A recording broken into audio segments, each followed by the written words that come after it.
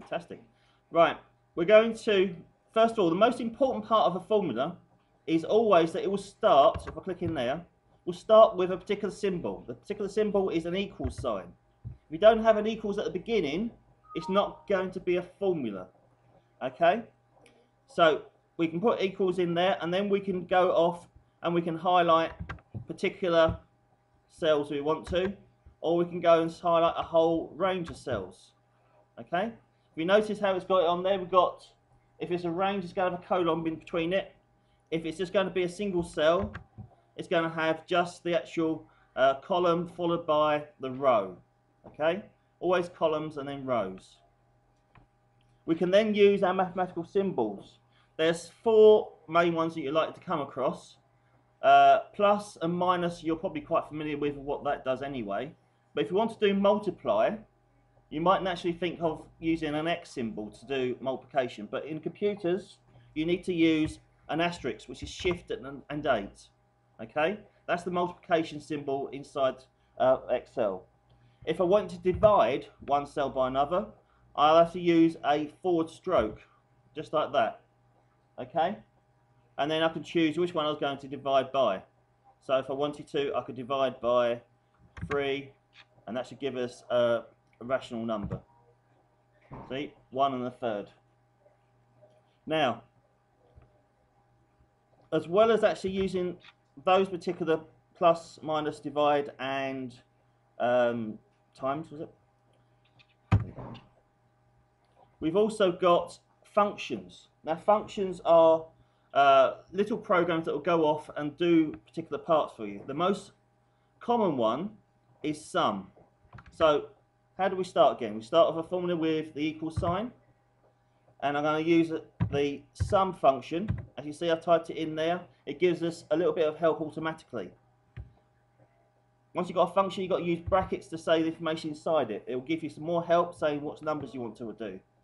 I could individually click on one number, comma, next number, comma, and keep going that way. Or better still, I can actually select a range, like that. I close the bracket to finish off the function, and it gives me the answer there. As well as that, there's also a side function to automatically do that as well. Over here on the ribbon, we've got Autosum. And because I'm below the column there, I can click on Autosum. It says, do you want to add up this column of these numbers? It automatically says, I'm not going to include the header for that column. All I've got to do is press enter. I can do it on the other side as well. So going across the columns. I can go off and I can click Autosum. And again, it showed me there, it wants to add up the range D4 to F4. And I say that's okay. I can then also, as I like that formula, I can go down to this bottom corner where there's a dot. I can click and drag down, and it will copy that formula to those other cells. The same with this one here. I can go down to the dot in the bottom corner, and I can drag it across. So I've got totals there. Okay, now, level 5, you should be able to do that. Okay, level 6, you should be able to explain how that works as well as do it. So level 6, you should be able to say it is adding up each of these columns. To do it manually, I would do this. Level 5, you can just say I've added it all up using the Autosum. It's about using the program. It's not about adding them up. It's about how, because if you had a big long spreadsheet with hundreds of numbers, adding it up will take you time. This saves you time. Okay, so it's about using the program, not about adding the numbers. Right, we have also, like they came up with the Autosum, there's other little functions in there which you can just use. You can click on the insert function part here, right next to the bar, and it'll automatically put your equals in. If I go for, instead of most recently, which it usually comes up with, and select all, down here it will give me a whole list of all the functions that Excel has. Okay, I can scroll down faster by clicking on here. Now, say that I wanted a particular one. In this particular case, I will go for, come out of that bit. If I want to do equals and then use the max function, The max function will allow me to actually find the highest number in a particular range.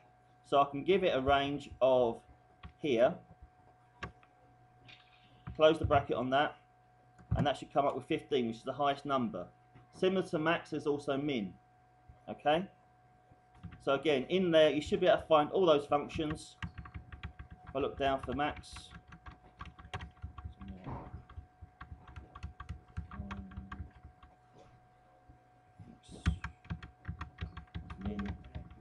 max, okay?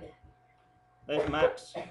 And I said it gives you all that information. I can click on OK, and it'll then go through step by step how to put the information in.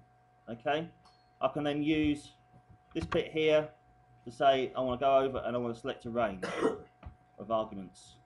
So if I want to choose one in that whole section now, I can click back then from that, and it'll give me, it should give me the number from there. So it's saying if I choose that, it will give me 18, which is the highest number inside that section.